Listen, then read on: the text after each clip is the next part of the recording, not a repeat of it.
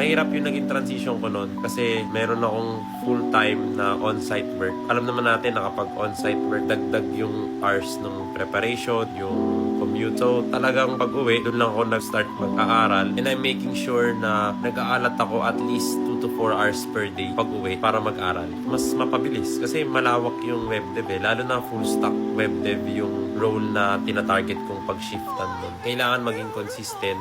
And naalala ko nung nag-aaral pa lang ako nun, kakauwi ko pa lang, wala pa akong kain pero mag-aaral na agad ako kasi mamaya-maya matutulog na agad Kasi nga na-traffic din sa commute. As for sa technical side, in a way, engineering, pares pa rin naman kasi silang engineering. So kung ako nun, ang previous career ko is civil engineering, parang nasanay na rin ako mag-problem solving. Kasi sa civil engineering, puro siya problem solving. Pagdating sa web dev, hindi naman sila magkaiba. Pagdating sa logic na problem solving. Kumbaga sa web dev, nagpa-problem solve ka rin, pero magkaiba nga lang. Ang similarities lang nila is yung discipline sa pag-aaral. Kasi naalala ko noon, when I was studying for the board exams, I was spending up to 12 hours per day kakasolve ng problems para ma-practice. And same lang din siya sa web dev. 2 to 4 hours per day. Solve ka lang ng coding challenges. Mag-aral ka kahit isang concept. I-apply mo yung mga natutunan mo. In no time, ma-absorb mo rin yung mga logic, yung concepts, and yung foundations ng web develop. So to recap, mahirap.